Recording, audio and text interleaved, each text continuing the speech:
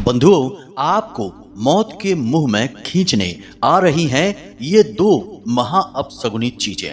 जी हाँ बंधुओं, अगले 3 दिनों में आपको रहना होगा बेहद सावधान, क्योंकि आने वाले महा अनर्थ की आहट सुनाई दे रही है। अगर आज आपने इस कार्यक्रम को पूरा नहीं देखा तो आपके जीवन में जो महा अनिष्टकारी घटनाएं होंगी, जो अनहोनियां होंगी, उसकी कीमत न केवल आपको बल्कि आपके पूरे परिवार को ही चुकानी पड़ेगी। इसीलिए हमारा आपसे हाथ जोड़कर यह निवेदन है कि इस कार्यक्रम को अंत तक अवश्य देखना, वरना अब पछताए होत का जब चिड़िया चुग गई खेत, यही कहावत आपके ऊपर सिद्ध हो जाएगी। तो वृषभ राशि वालों, स्वागत है आप सभी का शिवप्रिया भिंड यूट्यूब चैनल में। बंधुओं, कई बार ऐसा होता है कि जीवन में सब कुछ अच्छा भला चल रहा होता है, लेकिन अचानक से कुछ ऐसा हो जाता है कि धीरे धीरे हमारी बर्बादी शुरू हो जाती है। बनते हुए काम भी बिगड़ने लगते हैं और तरक्की रुक सी जाती है। साथ ही साथ घर में भी, परिवार में भी कई नकारात्मक घटनाएं होने लगती हैं। तो ऐसे में इंसान समझ ही नहीं पाता है कि उसके साथ हो क्या रहा है। अब ध्यान से सुनिए, चीजों में अपनी विशेष ऊर्जा होती है। हर एक चीज की एक खास प्रकार की ऊर्जा होती है, किसी में सकारात्मक और किसी में नकारात्मक। अब होता यह है कि इंसानों को चीजों से उत्सर्जित होने वाली ऊर्जाओं के विषय में कोई खास ज्ञान होता नहीं है, तो वे जाने अनजाने में ही कुछ चीजों को अपने घर में स्वयं ही लेकर आ जाते हैं और फिर उनकी बर्बादी की शुरुआत हो जाती है। अब कुछ छोटी छोटी सी चीजें हैं जिनके विषय में आपको बताते हैं, फिर आपको मूल विषय तक लेकर चलते हैं। मान लो कि आपको किसी ने ताजमहल उपहार में दे दिया, यानी ताजमहल की कोई मूर्ति है, कोई तस्वीर है, कोई भी ऐसी ड्राइंग है, पिक्चर है जिसमें कि ताजमहल छपा हुआ है, वह आपको किसी ने दे दिया और आपने उस ताजमहल को ले जाकर अपने घर में कहीं पर भी लगा लिया। ज्यादातर लोग ऐसे होते हैं जो ऐसी सजावटी सामान को अपने घर के मुख्य कमरे में, जहां पर कि अक्सर लोग आते जाते रहते हैं, ऐसे कमरे में ही लगाते हैं, जो कि मुख्य दरवाजे के ठीक सामने ही होता है। तो अब ऐसे में ताजमहल के बारे में समझिए, यह एक नकारात्मक वस्तु है, यह किसी का मकबरा है। मकबरा यानी कि मृत्यु का प्रतीक है। अब इसे कोई लगा लेगा तो उसके घर में भी नकारात्मक ऊर्जाएं अपने आप आएंगी ही। अब कोई कहेगा कि भला एक तस्वीर से ऐसा कैसे हो सकता है, तो फिर उस इंसान से हमारा सवाल है कि आपके पूजा घर में भी तो भगवान की तस्वीरें ही रखी हैं। आपको उन तस्वीरों को देखकर सुख मिलता है, शांति का एहसास होता है, क्योंकि उन तस्वीरों से सकारात्मक ऊर्जाएं निकल रही होती हैं।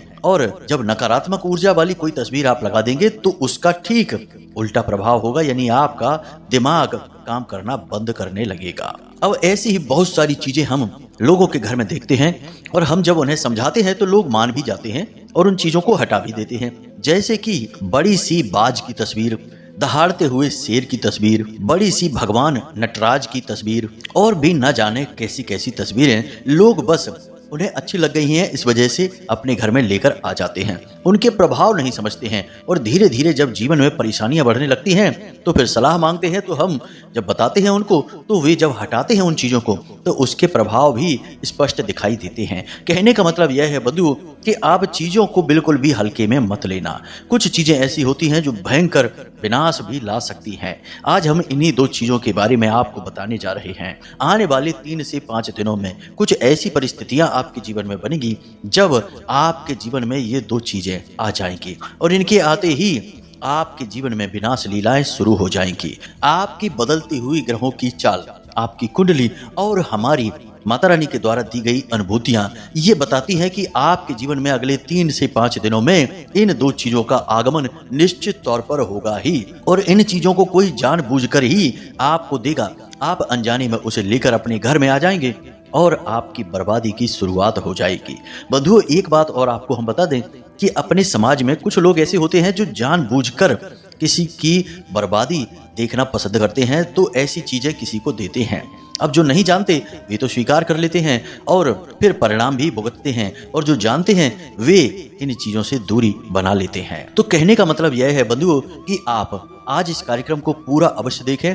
हमने इस कार्यक्रम को बनाने में बहुत मेहनत की है और आज के इस कार्यक्रम में जो अद्भुत ज्ञान जो आपके आज के समय और आपके आज के जीवन की परिस्थितियों पर आधारित है। ऐसा अद्भुत ज्ञान दिया है जो माता रानी की दिव्य अनुभूतियों पर आधारित है। तो आपको आज इस ज्ञान को अवश्य लेना ही होगा, वरना कब दिन से रात हो जाएगी, कब महाभयानक अनिष्टकारी घटनाओं की शुरुआत हो जाएगी, आपको पता भी नहीं चलेगा। आप तो बस उसे अपना दुर्भाग्य समझकर सहते रहेंगे। एक कहावत कही जाती है कि इलाज कराने से सावधानी लाख गुना बेहतर होती है।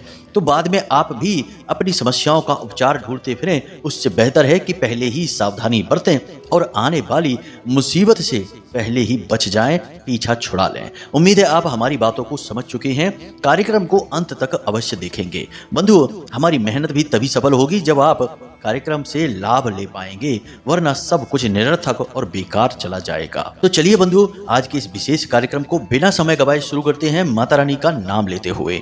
कमेंट बॉक्स में पूरे प्रेम और भाव से लिख डालिए, जय मां भद्रकाली कृपा करो। माता रानी निश्चित तौर पर आपके ऊपर कृपा करेंगी, हमें पूर्ण विश्वास है। साथ ही साथ बंधुओं, यदि आप इस चैनल कार्यक्रम पर पहली बार आए हैं तो आप इस चैनल को सब्सक्राइब अवश्य कर लेना। ऐसा करते ही आप न केवल हमारे बल्कि महामाई मां भद्रकाली के परिवार के सदस्य भी बन जाएंगे और फिर आपके जीवन की हर एक अड़चन माता रानी खुद ही देख लेंगी। तो चलिए बंधुओं, जल्दी से चैनल को सब्सक्राइब करिए, फिर आगे बढ़ते हैं। तो बंधुओं, अब ध्यान से सुनिए। आप एक ऐसे इंसान हैं जो अपने कार्य के लिए तो बेहद चतुर, बेहद कुशल और बहुत ही बुद्धिमान हैं, परंतु इस दुनियादारी के चक्करों के लिए आप बेहद भोले भाले हैं। आप इस संसार की चाल फरेबियों को, लोगों के द्वारा किए जाने वाले षड्यंत्रों को और उल्टे सीधे तौर तरीकों को, जैसे तंत्र मंत्र, झाड़ फूंक और नजर टोना टोटका वगैरह, इन सब के विषय में आप ज्यादा नहीं जानते हैं। बस आपके मन में यह विचार तो है कि ये चीजें कार्य करती हैं, परंतु कैसे कार्य करती हैं, क्या है इनके तरीके, क्या इनके नुकसान हैं और कैसे इनसे छुटकारा पाया जाता है, इन विषयों पर आपको ज्यादा समझ नहीं है। इस वजह से जब आपके जीवन में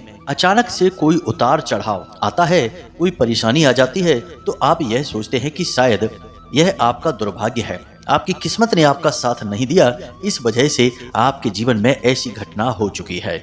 अब आने वाला समय शायद अच्छा रहे, क्योंकि आपके अंदर एक यह गुण भी है कि आप आशावादी भी हैं। जी हाँ बंधु, शुरुआत में भले ही आपके मन में थोड़ी बहुत निराशा रहे, परंतु जल्दी ही आप अपने आप को संभाल कर और हिम्मत देने लगते हैं और भविष्य के लिए आशावादी उम्मीदें बनाने लगते हैं। लेकिन आपको इस बात का कोई अंदाजा भी नहीं है कि यह संसार कितना धूर्त है, कैसे कैसे लोगों को छलता है, कैसे कैसे लोगों की भावनाओं के साथ खेलता है। आप जैसे भोले भाले और दुनियादारी के चक्करों में ना समझ लोग ही तो असली शिकार बनते हैं। अब आप ध्यान से सुनिए। आपसे लोग अक्सर कई तरीकों के साथ छल करते हैं।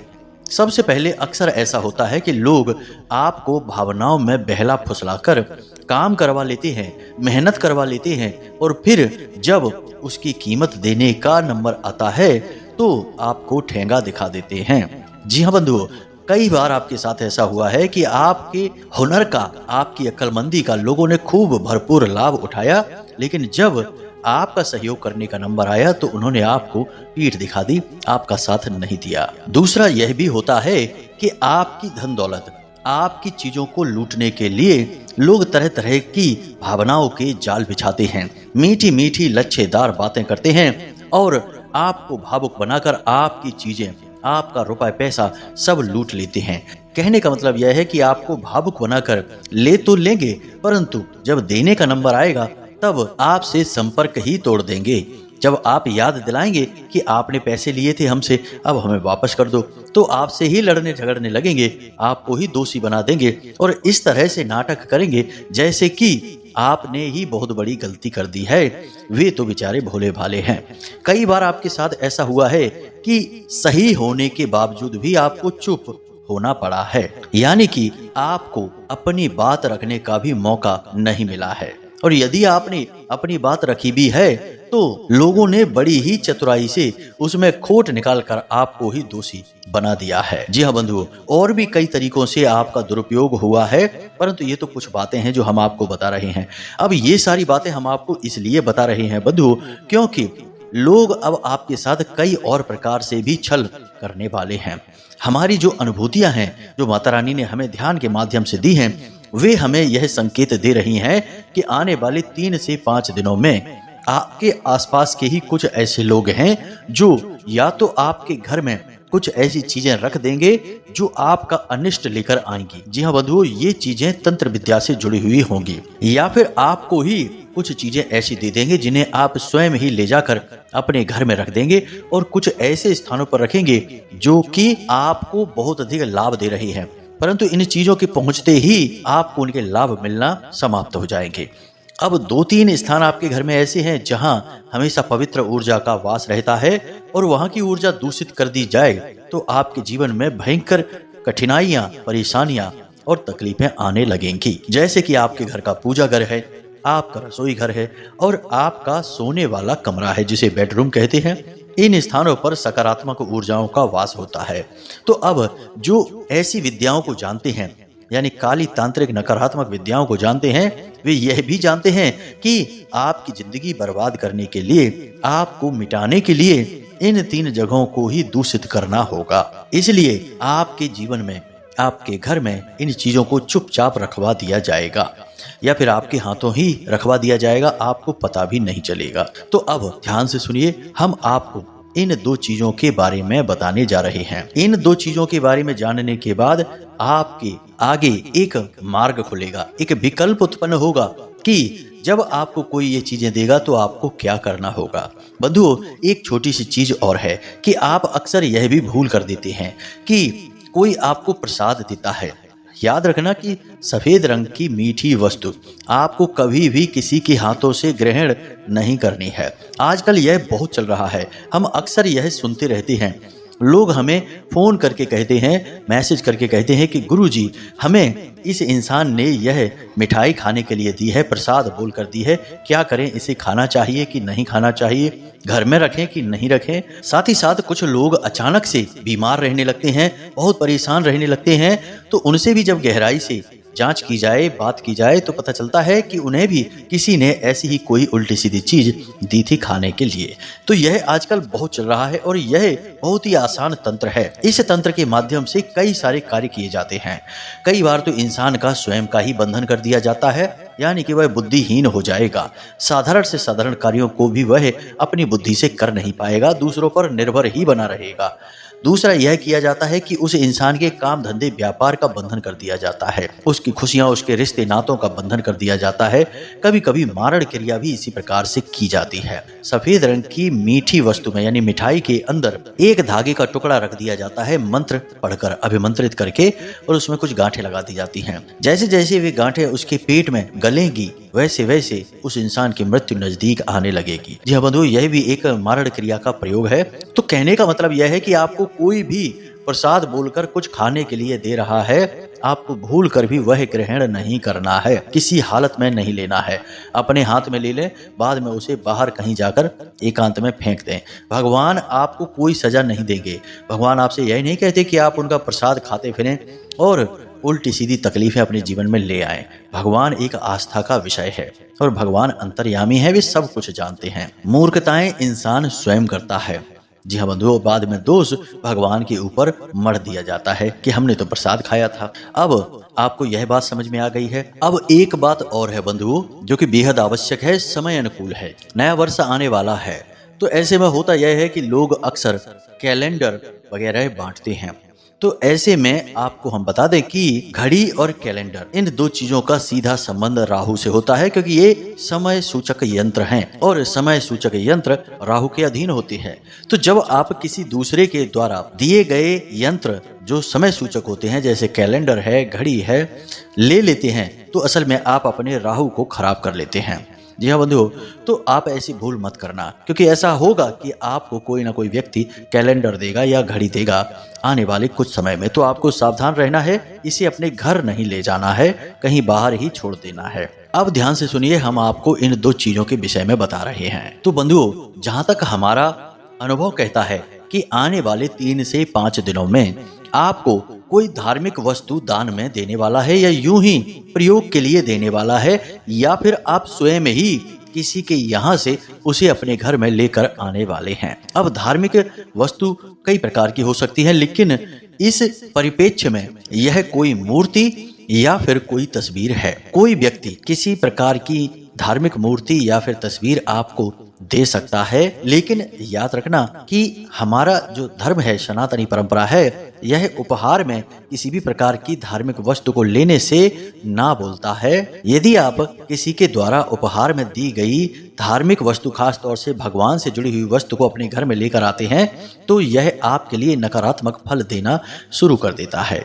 तो यह भूल आपको नहीं करनी है। अब कुछ लोग यहाँ पर बहुत ज्यादा बड़ी चाल चल देते हैं। जी हाँ बंधुओं, आपको लगेगा सब कुछ सामान्य, लेकिन इस संसार में सब कुछ हो रहा है। कोई धार्मिक मूर्ति या फोटो आपको जानबूझकर ऐसी दी जाएगी जो कि थोड़ी सी खंडित होगी।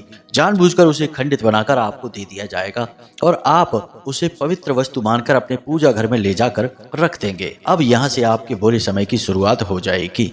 आप उसकी पूजा पाठ करने लगेंगे या फिर उसे पवित्र स्थान पर रखकर उसका महत्व बढ़ा देंगे, लेकिन वह तो नकारात्मक है, वह खंडित है। ऐसी वस्तु की पूजा पाठ तो दूर, उसके दर्शन करना भी अपशगुन माना जाता है। यह आपके बुरे समय की शुरुआत होगी। तो ऐसी भूल आपको नहीं करनी है।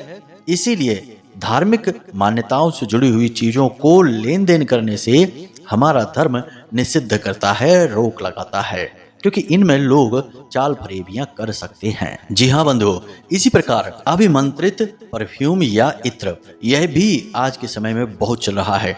अक्सर यह देखने में आता है कि लोग परफ्यूम या इत्र उपहार में देते हैं या यूं ही प्रयोग करने के लिए किसी को दे देते हैं। अब किसी को किसी भी प्रकार से परफ्यूम गिफ्ट में या यूं ही उधार या प्रयोग करने के लिए नहीं लेना चाहिए। ऐसा करने से उसका शुक्र दूषित हो जाता है, क्योंकि यह शुक्र का प्रतीक है। उस पर भी यदि वह अभिमंत्रित हुआ तो उसके विनाशकारी परिणाम हो जाते हैं। इसी के साथ साथ बंधुओं, कुछ और चीजें भी हैं जिन्हें आपको अगले 3 से 5 दिनों में भूल कर भी किसी से लेना नहीं है, या किसी और की प्रयोग की जाने वाली ये वस्तुएं अपने घर में लाकर नहीं रखनी है। जैसे कि कोई नुकीली वस्तु, जैसे कि किसी के द्वारा पहने जाने वाले वस्त्र या जूते चप्पल वगैरह। यानी घर के व्यक्ति की बात नहीं कर रहे, हम किसी पराये व्यक्ति की बात कर रहे हैं। इन चीजों को आपको अपने घर में लेकर नहीं आना है। और इन सब से कहीं बढ़कर कोई भी ऐसी वस्तु जो आपके प्रतिबिंब को दिखाती है, जैसे कि शीशा, उसे भी आपको किसी से नहीं लेना है, ना ही गिफ्ट में और ना ही यूं ही प्रयोग करने के लिए। ये तो थी चीजों से जुड़ी हुई बात। आने वाले 3 से 5 दिनों में आपको इनमें से कुछ न कुछ अवश्य कोई ना कोई व्यक्ति यूं ही प्रयोग करने के लिए देने वाला है। तो आपको सावधान रहना होगा, सावधानी ही आपका बचाव होगी। अब बंधुओं, एक सबसे महत्वपूर्ण बात कि आपकी ग्रहों की दशा सही है, आपको कामयाबी दिलाने वाली है, आपके जीवन में खुशियां और उन्नति लाने वाली है। परंतु आपसे जलने वाले लोग जो आपके आसपास ही हैं, वे आपको नीचे गिराने की भरपूर कोशिश करते हैं। अब ऐसे में होता यह है कि आप फंस जाते हैं, आप समझ नहीं पाते हैं और अनजाने में दूसरों की साजिशों के शिकार हो जाते हैं। तो आपको एक ऐसा शक्तिशाली उपाय यह तरीका अपने साथ रखना चाहिए जो ढाल बनकर आपकी हर प्रकार की नकारात्मक ऊर्जा से रक्षा करता रहे। तो इसमें आपको 2 चीजों की आवश्यकता रहेगी। इन्हें आप ध्यान से समझ लेना, तो जिंदगी में कभी कोई भी नकारात्मक ऊर्जा आपका बाल भी बांका नहीं कर पाएगी। तो आपको इसके लिए 2 चीजों की आवश्यकता रहेगी। पहली चीज, हल्दी की माला। साथ ही साथ आपके घर में यानी पूजा घर में माता बगलामुखी की तस्वीर, कोई फोटो जिसकी आप लगातार पूजा करते हो, वह अवश्य होनी चाहिए। अब पूजा करने से और अनुष्ठान करने में अंतर है। आप कोई अनुष्ठान न करें, पूजा पाठ ही सामान्य करते हैं तो पर्याप्त है। तो माता बगलामुखी की तस्वीर होनी चाहिए। साथ ही साथ आपको बाजार से हल्दी की एक माला लेकर आनी है। हल्दी की माला आपको पूजा पाठ की दुकान पर आसानी से मिल जाएगी। तो आप उस माला को लेकर आएं और उसे आप शनिवार के दिन ही लेकर आएं, और लेकर आते ही आप उसे सरसों के तेल में डुबा कर रख दें। उसे 48 घंटों के लिए सरसों के तेल में डुबा कर रख दें। इससे यह माला शुद्ध हो जाएगी। किसी भी प्रकार की नकारात्मक ऊर्जा यदि होगी तो वह भी मिट जाएगी। अब आपको इस माला को सरसों के तेल में से निकालकर धोकर शुद्ध करके गंगा जल छिड़क कर सोमवार के दिन सुबह सुबह स्नान आदि करने के बाद पहनना है। लेकिन पहनने से पहले इसे आपको माता बगलामुखी के चरणों में अवश्य ही रख देना है। इस माला को आपको माता बगलामुखी का आशीर्वाद समझकर पहन लेना है। बस जब भी आप घर से बाहर निकलें तो इस माला को पहनकर निकलें। फिर जब आप घर में वापस आएं तो इस माला को माता रानी के चरणों में समर्पित कर दें। बस यही क्रिया आप करेंगे। कोई भी नकारात्मक ऊर्जा आपकी ओर आ ही नहीं पाएगी, क्योंकि माता रानी स्वयं स्तंभन की देवी हैं, ब्रह्मास्त्र विद्या हैं। यह तो एक क्रिया हुई। दूसरी क्रिया आपको और करनी है। वह क्रिया हनुमान जी से जुड़ी हुई है। अब याद रखना कि इसमें भेद नहीं है। माता रानी और हनुमान जी दोनों ही शिव तत्व का प्रतीक हैं, इसलिए इनमें भेद नहीं है। तो आप इसमें भ्रमित मत होना कि हमने तो माता के लिए बताया, अब हनुमान जी के लिए आपको बता रहे हैं। तो आपको प्रतिदिन हनुमान चालीसा का पाठ करके ही घर से बाहर निकलना है। कहने का मतलब यह है कि सुबह सुबह सोकर जागें, स्नान आदि करने के बाद अपने पूजा घर में जाएं और हनुमान चालीसा का पाठ करें। साथ ही साथ जो बंधन होता है, सिंदूर होता है, उसे हनुमान जी के बाएं पैर पर लगा दें। अब उसी बाएं पैर पर लगे हुए बंधन को आप अपने माथे पर टीके की तरह लगा लें। गोल टीका आपको लगाना है। अब इसी गोल टीका को लगाए हुए आपको अपने घर से बाहर अपने काम धंधे व्यापार पर जाना है। यह आपका सबसे बड़ा बंधन हो चुका है। कोई भी आपका बाल बांका नहीं कर पाएगा। माता बगलामुखी की सकारात्मक ऊर्जा और हनुमान जी की कृपा आपको हर एक नकारात्मक ऊर्जा से बचाएगी। सारे कष्ट आपसे दूर भागेंगे, आपके नजदीक भी नहीं आ पाएंगे। यह बहुत ही शक्तिशाली प्रयोग है। आने वाला 3 से 5 दिनों का समय आपके लिए थोड़ा खतरनाक है। साजिशों के आप शिकार हो सकते हैं। तो हमने आपको सावधानियां बता दी हैं, चीजों के विषय में भी संकेत दे दिए हैं और इनसे बचाव के लिए जो क्रियाएं करनी है उनके विषय में भी बता दिया है। ये क्रियाएं पूर्ण रूप से सकारात्मक हैं, सात्विक हैं और इन क्रियाओं को करने वाला दिव्य शक्तियों की पूर्ण कृपा प्राप्त करता है। तो आप बेफिक्र होकर इनकी शरण में जाइए और सेवा करिए, भक्ति करिए और जीवन के आनंद को प्राप्त करिए। तो उम्मीद है बंधुओं की इस कार्यक्रम में जो बातें हमने आपको बताई हैं वे आपको अच्छी तरह से समझ में आ गई हैं। अब आप सावधानी बरतेंगे और अपने जीवन में आ रहे कष्टों से खुद को मुक्त कर पाएंगे। यही इस कार्यक्रम का उद्देश्य था। इसी के साथ साथ आज के इस कार्यक्रम को यहीं समाप्त करते हैं। कोई प्रश्न यदि आपके मन में उठे तो आप डिस्क्रिप्शन में दिए गए व्हाट्सएप नंबर पर मैसेज करके पूछ सकते हैं या कमेंट करके भी पूछ सकते हैं। समय मिलने पर हम आपके प्रश्नों के जवाब आपको अवश्य देंगे। इसी के साथ साथ आज के इस कार्यक्रम को यहीं समाप्त करते हैं। हमेशा हंसते रहिए, मुस्कुराते रहिए, सकारात्मक रहिए और दिन में एक बार मंदिर अवश्य हो आइए, क्योंकि आपका उद्धार तो वहीं से होना है। तो प्रेम से बोलिए जय माई की, जय माँ भद्रकाली। माता रानी आपका कल्याण करेंगी। धन्यवाद।